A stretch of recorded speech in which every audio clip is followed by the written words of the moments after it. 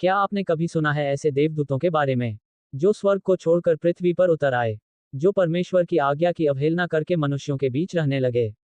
आज हम जानेंगे हनोक की पुस्तक में वर्णित 200 दूतों की रहस्यमयी कहानी, जो न केवल इतिहास बल्कि आत्मिक जगत के रहस्य भी उजागर करती है। भाग 1। हनोक की पुस्तक क्या है? हनोक की पुस्तक एक प्राचीन ग्रंथ है जो बाइबल में शामिल नहीं है, लेकिन यीशु के समय के यहूदियों और आरंभिक क्रिश्चियन विश्वासियों द्वारा बहुत माना जाता था। इस ग्रंथ में स्वर्गीय घटनाओं, स्वर्गदूतों, नेफिलिम, न्याय और भविष्यवाणियों का उल्लेख है। विशेष रूप से इसमें बताया गया है कि कैसे कुछ स्वर्गदूतों ने पृथ्वी पर आकर मनुष्यों के साथ मिलकर पाप किए। कौन थे ये 200 दूत? 130-230। हनोक अध्याय 6 में बताया गया है कि स्वर्ग के 200 दूतों ने पृथ्वी पर उतरने का निर्णय लिया। उनका नेता था शेमहाजा। इन दूतों को वॉचर्स कहा गया, यानी वे जो पृथ्वी की निगरानी करते थे। पर उन्होंने जो किया वह परमेश्वर के विरुद्ध विद्रोह था। उन्होंने मनुष्यों की सुंदर स्त्रियों को देखा और उनके साथ शारीरिक संबंध बनाना चाहा। उन्होंने कसम खाई कि वे सब एक साथ पाप में उतरेंगे और फिर पृथ्वी पर आए। इन दूतों ने जब स्त्रियों के साथ विवाह किया तब उत्पन्न हुए नेफिलिम। वे थे दैत्य, विशालकाय, बलवान परंतु क्रूर और भ्रष्ट।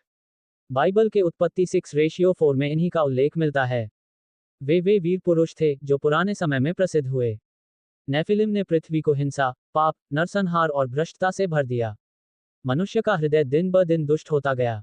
इन राक्षसों ने सिर्फ शरीर को ही नहीं, आत्मा को भी भ्रष्ट किया। स्वर्गदूतों ने क्या सिखाया? हनोक ग्रंथ 8 अध्याय के अनुसार इन 200 दूतों ने मानवों को कई रहस्यमयी और खतरनाक चीजें सिखाईं। अजाजल ने लोगों को तलवार, कवच और युद्ध करना सिखाया। अमजारक ने जादू टोना सिखाया। बरकीजल ने ज्योतिष सिखाया। कोकाबेल ने तारों की चाल बताई। सेमजाज ने जड़ी बूटियों और मंत्र विद्या सिखाई। इन शिक्षाओं ने लोगों को अहंकारी, आत्मनिर्भर और परमेश्वर से दूर कर दिया। जब परमेश्वर ने देखा कि पृथ्वी पाप और हिंसा से भर गई है, तो उसे खेद हुआ कि उसने मनुष्य को बनाया। तब परमेश्वर ने महाप्रलय, द ग्रेट फ्लड, लाने का निश्चय किया, जिसका वर्णन नूह की कथा में मिलता है। लेकिन हनोक की पुस्तक कहती है कि इससे पहले परमेश्वर ने हनोक को बुलाया।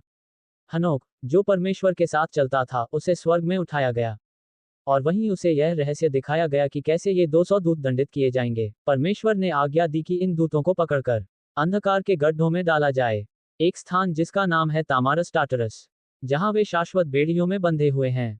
यहूदा 1:6 में इसका संकेत मिलता है।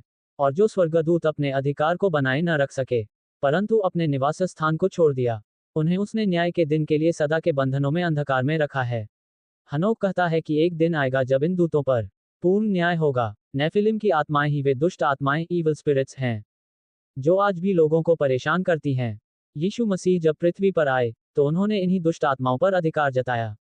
मत्ती 8:29 में दुष्ट आत्मा चिल्लाती है, क्या तू हमें समय से पहले सजा देने आया है?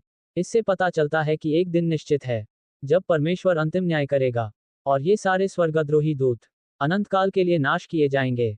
प्रिय मित्रों, 200 दूतों की यह कहानी केवल प्राचीन इतिहास नहीं, बल्कि आज के समय का चेतावनी संदेश है। ये दिखाता है कि जब कोई आत्मा परमेश्वर से दूर होती है तो वह कितनी गहराई तक गिर सकती है। कि परमेश्वर दयालु है पर न्याय भी है। अगर हम परमेश्वर के वचन पर ध्यान दें तो हम इस आत्मिक अंधकार से बचे रह सकते हैं।